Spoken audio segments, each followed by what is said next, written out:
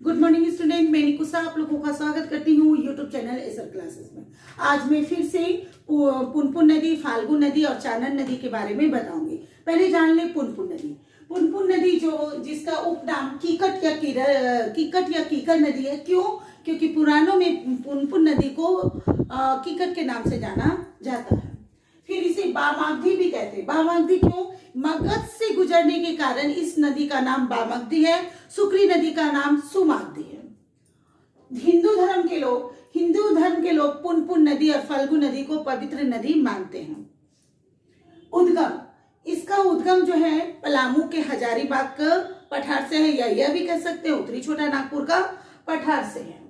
और इसका जो प्रभा क्षेत्र मात्र पलामू में है। देखिए मैंने यहाँ पे उद्गम बनाया है, ये देखिए, ये आपका पुनपुन नदी निकला है और जाके ये आपका गंगा नदी में मिल जाता है। ठीक उसके समांतर में एक तरफ से आपका पुनपुन नदी निकल रही है, दूसरी तरफ से आपका सोन नदी निकल रही है। दोनों जाकर के मिल जाती है गंगा में।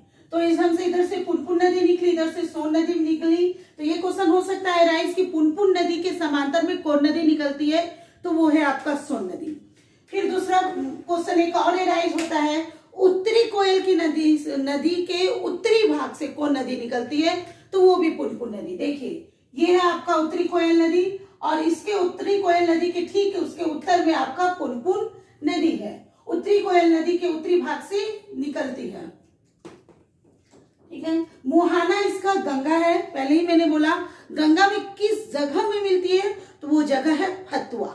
ठीक है। अब जानेंगे इसकी सहायक नदियां के बारे में। जब ये पुनपुन नदी गंगा नदी में मिलती है उसके पूर्व दड़धा और मोरहर नदी इसमें मिलती है। और एक और सहायक नदी है बुटेन। इसको याद रखना इसलिए जरूरी है क्योंकि ये एक अंग्रेजी नेम है।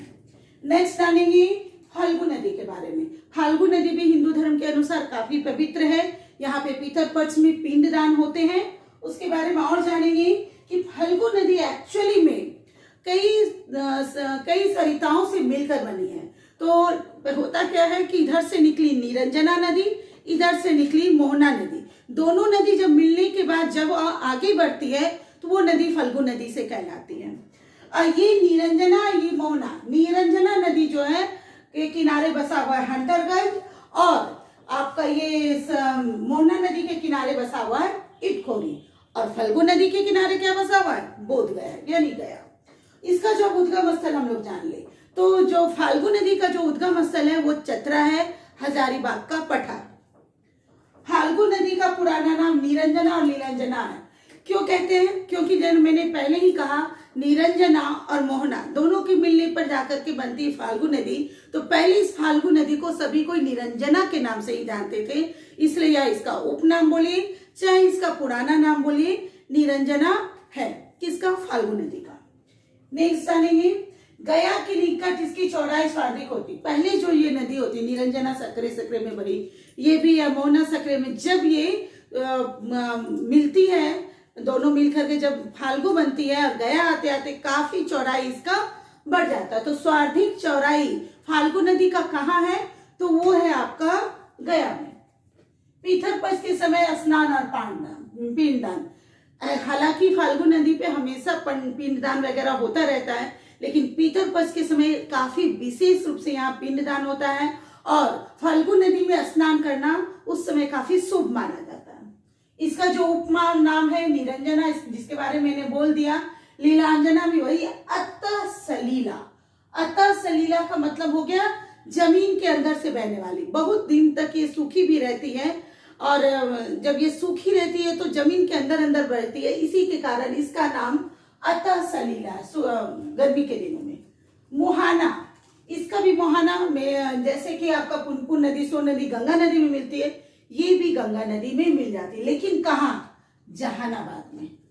जहानाबाद में ये गंगा नदी से मिल जाती है फाल्गु नदी। अब हम लोग जानेंगे चानन। देखिए चानन, पंचानन, पंचानन, तीनों जो नाम है एक ही नाम है। पहले चानन कहा जाता था, फिर उसके बाद पंचानन कहा जाने लगा, तीनों एक ही है। ये एक्चुअली ये जो नदी का निर्माण हुआ है ये भी 5 जलधाराओं के मेल से विकसित होके बना है। कैसे? हजारीबाग के पठार से इसका उद्गम है।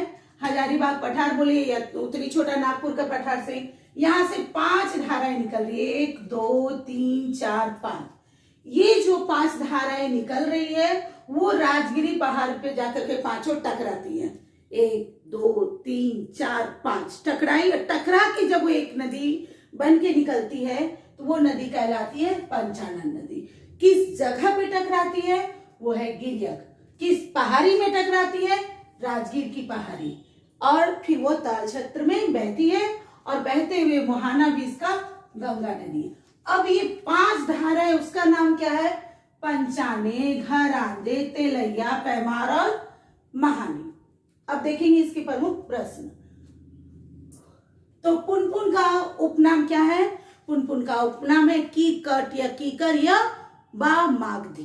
ठीक है, तो इसका उपनाम काफी इंपॉर्टेंट है।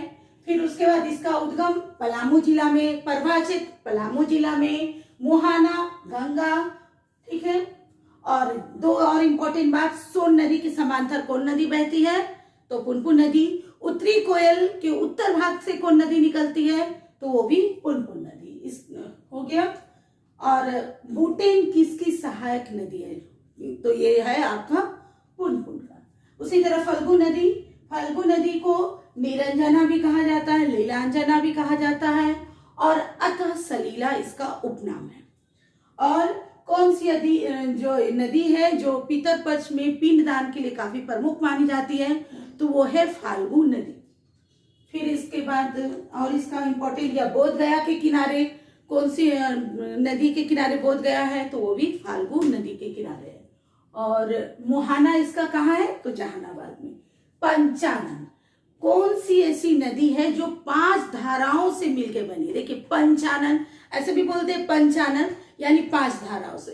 तो ये 5 धाराओं से जो नदी बनी है और उसका नाम चानन बोलिए, चाहे पंचानन बोलिए। और मैं 2 प्रमुख प्रश्न लेके आई हूँ। झारखंड की एकमात्र नौगम्य नदी कौन है? यानी नौका इसमें चलती है, तो वो है मयूराक्षी या मोर नदी। झारखंड की सबसे लंबी और प्रदूषित नदी कौन सी नदी है?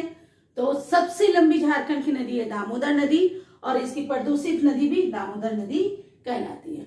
आपको यह वीडियो अच्छा लगा, आप इसे लाइक करिए, सब्सक्राइब करिए, कमेंट करिए। Thank you.